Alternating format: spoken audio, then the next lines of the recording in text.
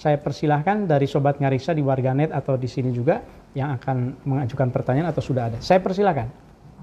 Ada pertanyaan dari Didi Jubaidi. Ulas sedikit tentang jimat itu logisnya gimana? Apakah kita sepakat dengan pandangan ekstrim pihak yang kemusyrikan, minimal bid'ah, atau ada poncol-poncolnya gitu? Jadi ilmu-ilmu hikmah semacam itu tentu saja itu dipelajari oleh mereka yang sudah selesai juga dengan tauhidnya, sehingga dalam keyakinan tauhid la ilaha illallah itu di dalam ilmu hikmah itu sebetulnya justru menjadi acuannya. Bahkan ilmu kebal itu melekat dengan misalnya tarekat Rifaiyah, misalnya Debus ya kalau di Banten, yang sudah selesai dengan urusan illallahnya, bahkan diperas menjadi Allah dan seterusnya, sehingga sebetulnya itu tidak menimbulkan masalah bagi yang melakukannya. Tentu belajar itu harus bertahap, ya. Tidak semuanya juga bisa dinalar dengan logika. Jadi belajar menghayati agama itu ada juga dengan rasa, ada juga dengan akal juga tentu saja, ada dengan hati, dengan keimanan, dengan keyakinan. Tadi kan disebut kayak jimat dan sebagainya banyak. Nah itu bisa nggak sih, kan ada yang tadi kebal, kemudian sebagainya itu bisa nggak sih dikaitkan, kalau dulu kan zaman penjajahan. Betul. Ya? Artinya banyak peluru, banyak senjata gitu. Mungkin ya. Itu bisa nanti dikaitkan. Ya sangat bisa. Jadi kalau ada motif atau pola begitu ya, bahwa jimat-jimat, manuskrip yang banyak jimat, termasuk kebal, itu banyak berkembang di wilayah-wilayah yang pernah mengalami peperangan lah, konflik, termasuk konflik bersenjata. Seperti di Filipina Selatan tadi kan itu kolonialisme zaman penjajahan dengan Spanyol, kemudian Amerika juga ya, minoritas yang tertindas. Kemudian di Aceh juga kan ada perang Sabil pernah terjadi, maka kemudian juga banyak manuskrip tentang itu. Banten juga sama, mengalami hal yang sama. Jadi saya kira setiap masa, setiap zaman itu ada cara masyarakatnya untuk menyerap pengetahuan dan cara masyarakatnya untuk bertahan begitu. Nah tentu saja sesuai dengan zamannya. Kalau kita mengukur teks-teks yang semacam itu, jimat, kekebalan dan lain-lain dengan ukuran sekarang, mungkin banyak yang tidak masuk akalnya. Saya saja sekarang sudah tidak menggunakan lagi. Ya bukan apa-apa, karena perasaan aman sekarang, ukuran saya sekarang itu berbeda dengan pada masa itu. Jadi itu yang harus dipahami saya kira ya. Jadi sangat bisa dikontekstualisasi dengan zaman perang. Akun Bayi Kori ya. Salam sejahtera Prof. Umar, mohon izin. Ada yang ingin saya tanyakan mengenai tradisi menyalin teks. Adanya penyalinan berkali-kali melahirkan banyak varian naskah dalam sebuah teks. Dalam transmisi itu pasti terjadi perubahan. Nah, bagaimana mengetahui perubahan yang ada di sana? Apakah terjadi sengaja atau tidak sengaja? Ya, penyalinan teks berkali-kali dan seringkali ada perubahan, ada deviasi ya dari teks aslinya, begitu disalin kemudian salinannya berubah.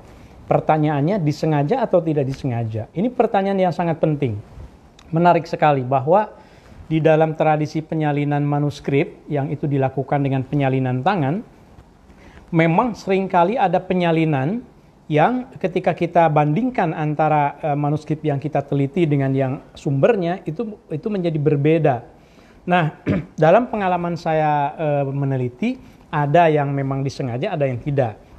Yang sifatnya tidak disengaja itu misalnya yang biasa kita sebut sebagai haplografi ya.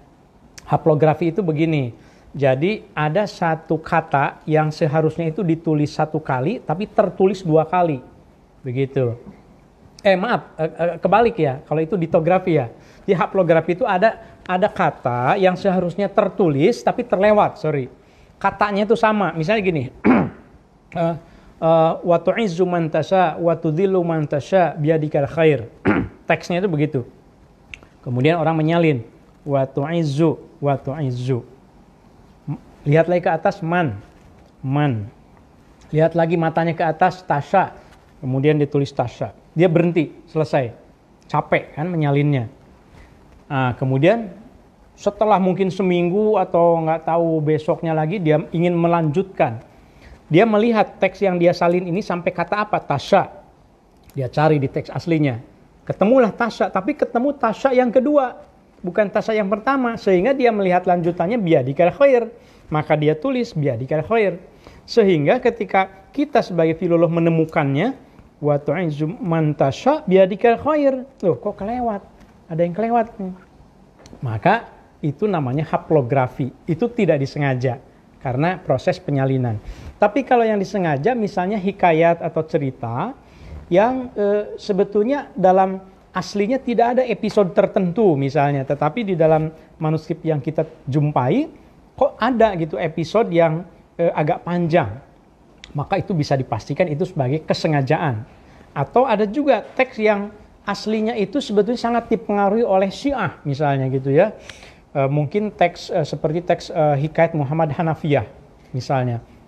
Itu kan di awalnya itu banyak dipengaruhi ceritanya itu oleh peristiwa Karbala, peristiwa Muharram ya, sebelum Muharram. Jadi ada semangat Syi'i misalnya di situ. Nah, tetapi ketika disalin di Nusantara, Hikayat Muhammad Hanafiyah itu si penyalin itu tidak selalu setia juga itu dengan nama-namanya, apalagi ini karya sastra. Maka ada khoyali, ada imajinasi. Kadang-kadang namanya diubah, yang pengaruh Syiahnya itu kemudian menjadi tidak ada lagi, berganti menjadi netral. Atau bahkan kadang-kadang juga dari Syi'i menjadi Sunni misalnya, itu mungkin. Jadi bisa terjadi. Apalagi kalau sudah dilakukan penyalinan berjenjang dari mulai Arab, kemudian ke Melayu, kemudian ke Jawa. Kita bisa membaca contoh karangan Ronit Ricci, itu yang menulis Islam Translated, ya, Islam yang diterjemahkan, meneliti tentang hikayat 1000 masalah dari mulai sumber Arab, kemudian termasuk ke Melayu dan ke Jawa.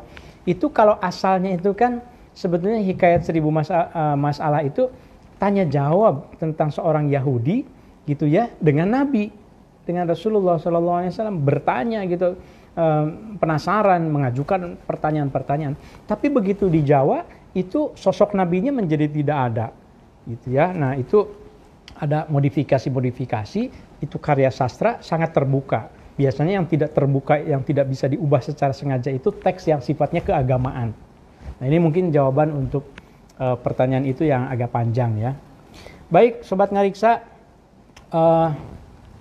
kita sudah sampai di penghujung pertemuan kita